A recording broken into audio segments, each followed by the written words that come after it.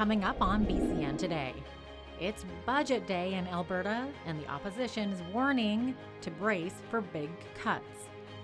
Plus, as part of the province's throne speech, the UCP says they want to see stiffer fines of up to $25,000 for those who shut down critical infrastructure. And Ag Expo and the North American Seed Fair is underway at Exhibition Park. We show you what's new in the ag industry. Your Canada. Your Southern Alberta. Your stories. From our studios in the heart of Lethbridge, it's BCN Today with Jeanette Roche. Hello, and thank you for joining us. It's budget day in Alberta, and while the United Conservatives say the province remains on track to end the deficit, the opposition NDP is warning people to brace for deep cuts. Finance Minister Travis Taves says the plan remains to balance the books by 2023 while boosting employment. It's the second budget by Premier Jason Kenney's government, which was elected last spring on promises to increase jobs, grow the economy, and revitalize the oil and gas industry. But since last summer, the province has shed about 50,000 full-time jobs. The news session of the Alberta Legislature began this week with the government promising to invest directly in the oil and gas sector. The throne speech highlighted the Kenney government's commitment to invest directly in the resource industry. The government also introduced a bill after the throne speech for stiffer penalties for anyone trying to shut down critical infrastructure, such as those who block rail lines and roadways. The bill proposed a $10,000 fine for an individual for a first offense and up to $25,000 each subsequent day for a protest or a blockade continued. Companies can be fined up to $200,000. Protesters could also face up to 6 months in prison. When it comes to the blockade, there appears to be a bit of a disconnect between the governments and police officers. That's according to Toronto Sun journalist Brian Lilly. Protesters have been told by the government, we're not going to do too much to you. And, I understand that people want to say, well, the police forces should just go in and, take them out now. The police forces have been given the message by various governments, both provincial and federal, and in this case, really, it's the federal government that matters, that if you do something, we may not necessarily have your back. Watch the full interview with Brian Lilly discussing blockades and why the Canadian government is delaying purchasing new fighter jets. That's coming up later on in our show. The Alberta government has also popped the cork on legislation that calls for making it easier for adults to drink alcohol in parks. The United Conservatives say the change will help update the province's liquor laws. Last June, the province allowed drinking in 14 provincial picnic sites, provided it was consumed with food. Once passed, Bill 2 would apply to all parks and give park owners the discretion to allow drinking or not. The new law would also drop the food requirement for drinking. Alberta Health Services has expanded coronavirus testing to include travelers from Hong Kong, Singapore, Iran, Japan, South Korea, and Italy. The province's chief medical officer of health is asking travelers returning from those countries, as well as mainland China, to monitor themselves for symptoms for 14 days, but says they're not required to self-isolate unless they have visited Hubei province. Dr. Dina Hinshaw says that there are so far no suspected or confirmed cases of COVID-19 in the province, but the spread of the virus to new countries is concerning. Hinshaw says the province is making preparations to ensure the health system is ready to respond if the virus comes to Alberta.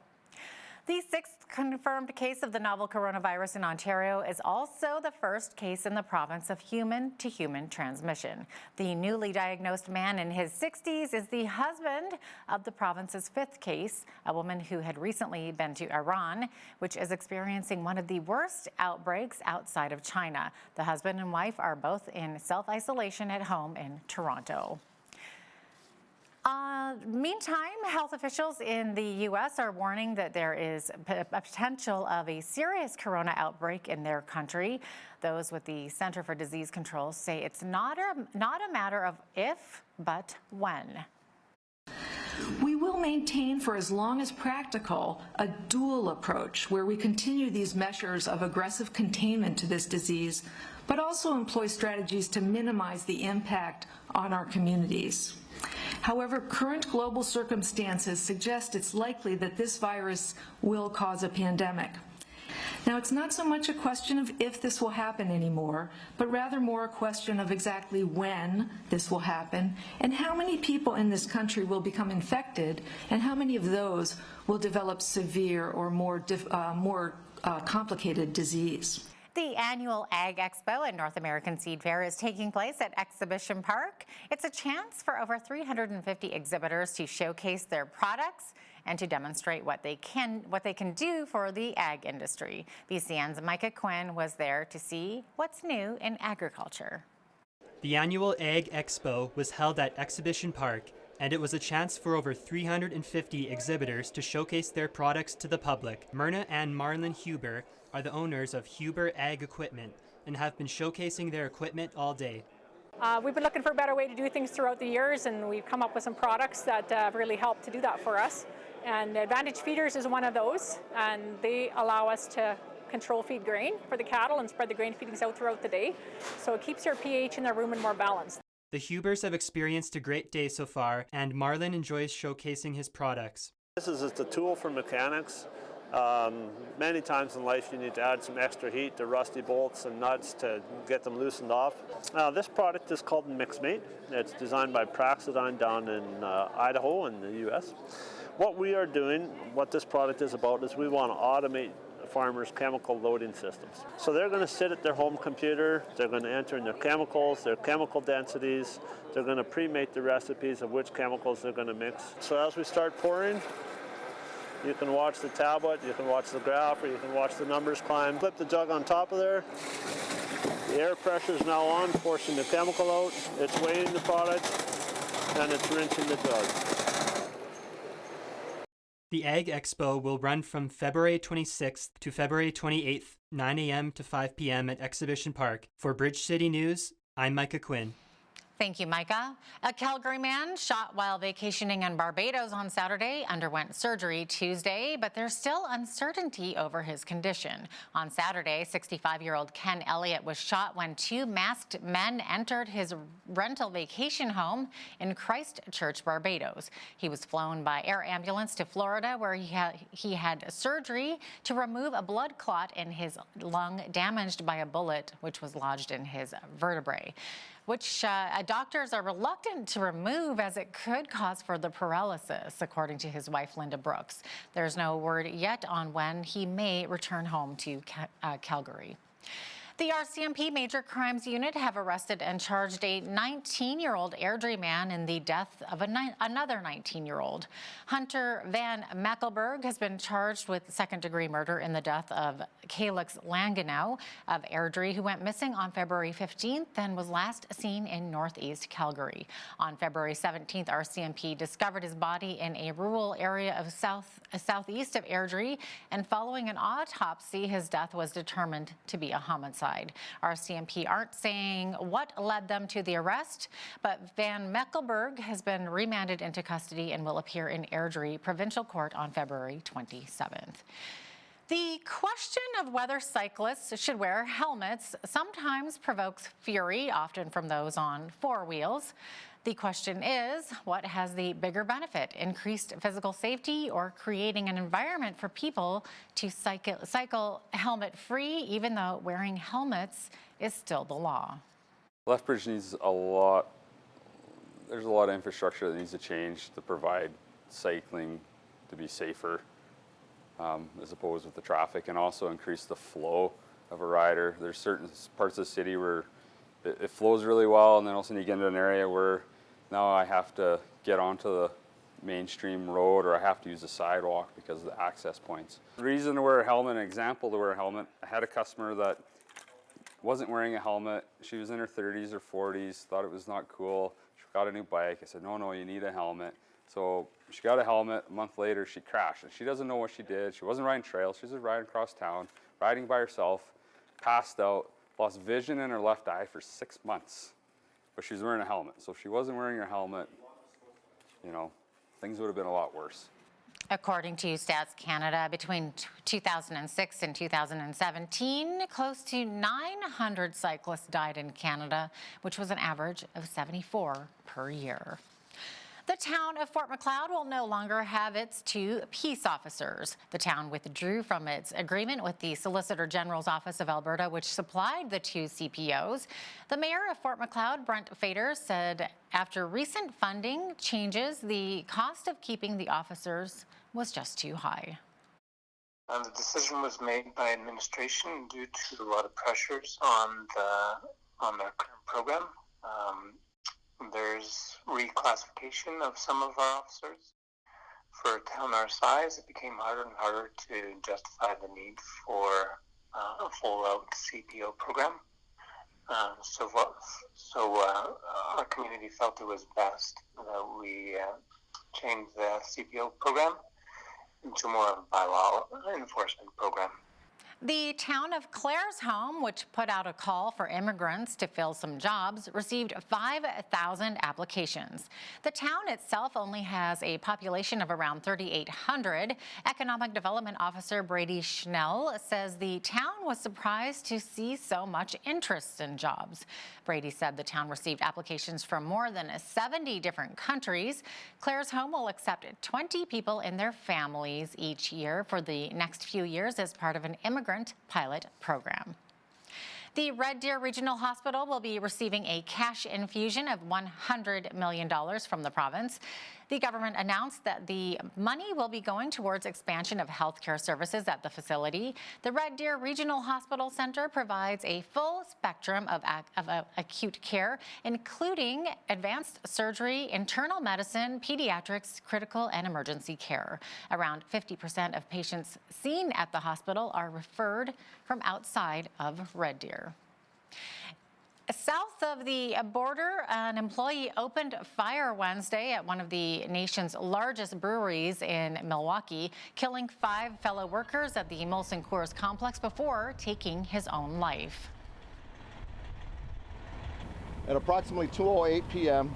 on today's date, the Milwaukee Police Department responded to a call of a shooting at the Molson Coors Beverage Company.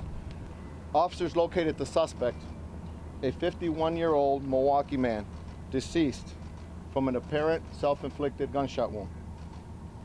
At this time, we have located 5 additional deceased adult victims.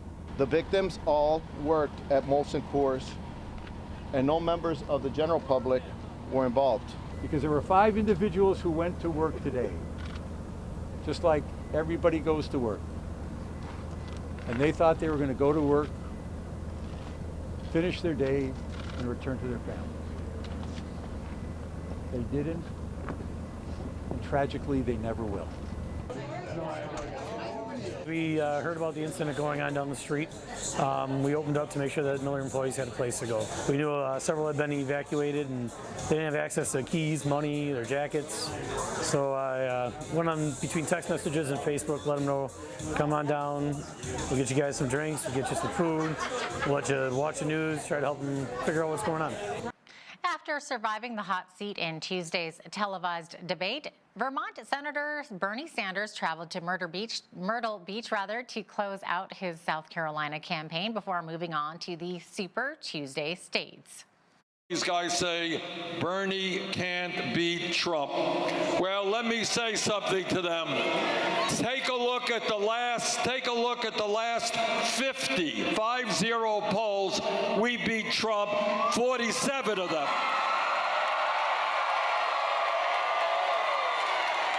Take a look at the polls in battleground states like Michigan, Wisconsin, and Pennsylvania. We are beating Trump.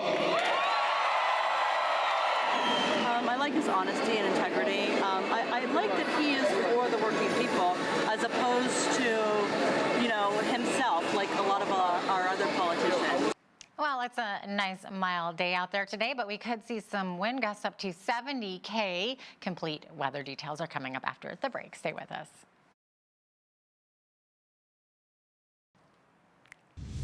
Welcome back. Here's a look at our weather highlights for today and tomorrow in Lethbridge. A nice sunny day today, but we're going to see some wind gusts up to 70 km/h. But we could reach the double digits too. Look at that, 11 degrees, not too shabby, and an overnight low of 3 degrees. We could see the teens tomorrow as well, with a high of 14 degrees with a mix of sun and cloud. And then for the rest of the weekend, sunny but windy conditions on Saturday with a high of 6, a high of 2 expected for Sunday with a mix of sun and cloud, and then lots of sunshine again on Monday with a high of 8 degrees. A high of 9 is expected for Wednesday, and then dropping down a little bit to 3 degrees for next Wednesday with some scattered clouds, but not too shabby if I can say so myself, especially for this time of year. So speaking of this time of year, the average highs should be around 3, and we're definitely getting higher than that. The average lows -9.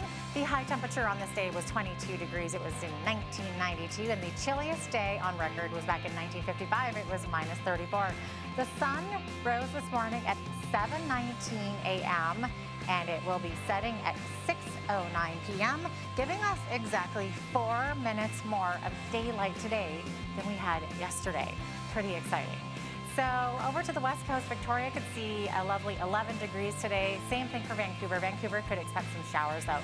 High of 8 degrees in Edmonton expected, and 9 degrees for Calgary with a mix of sun and cloud. They are expecting some snow flurries in Saskatoon with a high of 2 degrees. There is a possibility of some snow as well expected in Regina today with a high of 3 degrees. Winnipeg could see a high of -10, and they are also expecting some snow. Now, speaking of snow, Montreal and Ottawa are still under some snowfall warnings. They could see from 10 to 25 centimeters of snowfall by tonight. Ottawa -1 and Montreal 1 degrees there.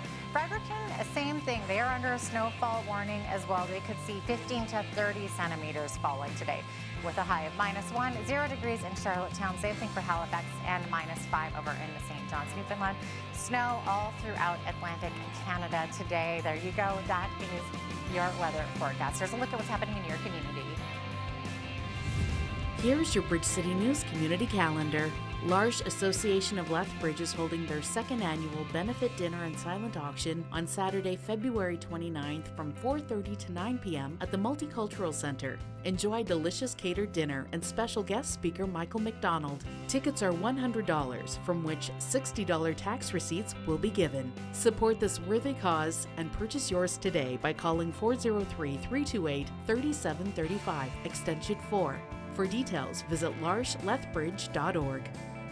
Southern Alberta Men's Ministry is hosting Shine Be the Light Men's Conference on March 20th and 21st at University Drive Alliance Church. emceeing the conference is our very own BCN's Hal Roberts, with special guest speaker Pastor Leonard Anderson from Halifax, Nova Scotia. Tickets are $20 and $10 for college students. Purchase yours by visiting eventbrite.ca. For more information, call 403-327-4422. Are you a Christian business owner who wants to connect with like-minded people? The Canadian Christian Business Federation is launching a Lethbridge chapter, and they invite leaders from all walks of life to a networking breakfast and presentation on Tuesday, March 24th, beginning at 7:15 a.m. at Smitty's on Mare McGrath Drive South. Hear from guest speaker, Canadian Christian Business Federation Executive Director Keith Knight. To confirm your attendance, email tony.ccbf@gmail.com. And that's your Bridge City News Community Calendar. Well, it's not everybody's favorite thing to do, especially the kids. I'm talking about the big group photos that are taken at every family gathering. Often multiple photos of the same group have to be taken so that the one behind the camera gets included. Well, here is today's daily life hack. All you need is a mirror. With the right positioning and angling, you can ensure the photographer is included without having to do multiple takes. This means you can more quickly get back to family bantering or arguing. There you go, that's been your daily life hack. Wednesday was Pink Shirt Day in Canada, a time to lift each other up and raise awareness of anti-bullying. 1 in 5 children is the victim of a bully. BCN's Loris Alexander was at a Lethbridge school and discovered that many students there were more than just pretty in pink. Whether it's rose, bubblegum, or flamingo, the power of pink is once again on display at Coalbanks Elementary School. Our kids have shown up today with pink shirts or pink bows, pink scarves, pink shoes, barrettes, and just to show their support for each other, to share some kindness, and to have this very visual sense of community and unity around anti-bullying and kindness. This year's theme, Lift Each Other Up, reflects the origins of Pink Shirt Day. Pink Shirt Day is to raise awareness for abuse and discrimination in our communities and in our schools. So it started in 2007 when there was a boy on the East Coast that was harassed and bullied for wearing a pink shirt to school. It means to be nice to your friends, because the story is that a kid got bullied on a day that he wore a pink shirt. It means kindness.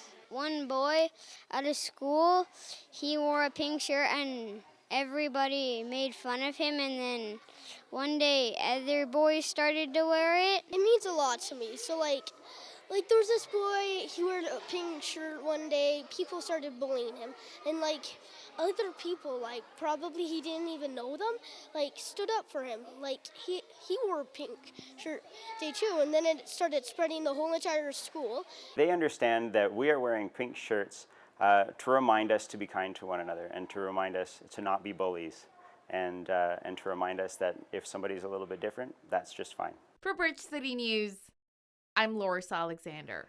Thank you, Loris. Behcets disease. It's probably not a term that most people have heard of. Tamara Angel, the former owner of Burger Baron, is speaking out about her new diagnosis with the disease. BCN's Micah Quinn has the story of her struggle and how she hopes to raise awareness about Behcets. If you spotted Tamara Angel on the street, you probably wouldn't think that she has a disease called Behcets. Yeah, I got diagnosed in 2015. First onset of symptoms was fatigue, unexplained rashes, migraines, dizziness, canker sores in the mouth and ulcers in the stomach. And after doing a 3-week stint in the hospital, they were able to come up with Behcets disease, which is super rare. Angel is the former owner of the Burger Baron, and she explains why she had to shut down the restaurant. The only reason that I closed was because I was getting sicker, and I just didn't want my business to suffer with me not being there full time and taking care of it the way it should be taken care of. There is a growing list of medication that Angel takes to combat Behcets disease. We take everything from painkillers to immunosuppressive drugs like Humira. I take colchicine, that's for the ulcers, migraine medications, cancer drugs. Angel says that it's hard to live a normal life now that she has Behcets, but she knows she has people around her to help. My husband, my family, my friends are an amazing support system. You know, when they know I'm sick, they make sure they're here to help no matter what. For Bridge City News, I'm Micah Quinn. U.S. evangelist Franklin Graham says he wishes to apologize to gay rights groups who have been hurt by comments he's made prior to his upcoming tour of the UK. Following LGBTQ opposition to his visit, all 8 venues booked for his tour have since canceled. Graham said while not all reports are accurate about what he's claimed to have said on certain issues, he wants to say sorry to those who feel hurt. I would certainly apologize to anyone who feels that I am against them or hates them. And people who use these words like homophobic or Islamophobic, and I'm not sure what those terms even are. But I would certainly apologize if there was someone who's afraid or hurt because of something that they think I have said. And right now they're listening to what I'm saying. And I'm here to say that God loves you. God is willing to forgive sin. But the preacher has vowed to proceed with his evangelistic meetings as they look for alternative venues. Speaking in an interview with Premier Radio, Graham said he won't let venue cancellations stop him preaching the good news to the UK this summer. He also suggested that he's looking to bring legal action against the venues, not just for himself, but for UK Christians who could also see their freedom of speech under threat. Well, there's no question this is a religious freedom issue, and it's also a free speech issue. And it just doesn't affect me, but it's there are churches that meet in public arenas for Sunday services, schools, and so forth. And if a small group of people can force a cancellation of an event that's reaching and where thousands of Christians are participating, I think that there is no question of danger in the future to others.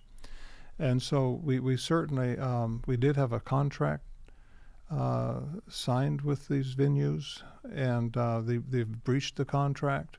I haven't broken any laws, and I'm not guilty of anything. So I think we just have to look at what our options are, and realizing that even though we can assign other venues, which we will do, I'm thinking of the church in the future.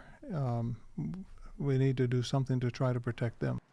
Open Doors Canada is a Christian organization that works with churches in volatile regions around the world, regions where many Christians are persecuted and even killed. Gary Stagg is the executive director of Open Doors Canada, and he says when it comes to keeping tabs on believers in China, China is doing so with digital technology. The government have required all churches to install cameras in their sanctuaries, in their places where they meet, so that they can monitor everything that's going on. And also they've introduced facial recognition for people when they come into the church. They have to have their face scanned in many cases, and so very difficult for Chinese Christians again to stay under the radar. Gary will also have details of their new World Watch list, discussing which are some of the most dangerous countries for Christians. That interview is coming up right after the break. Stay with us.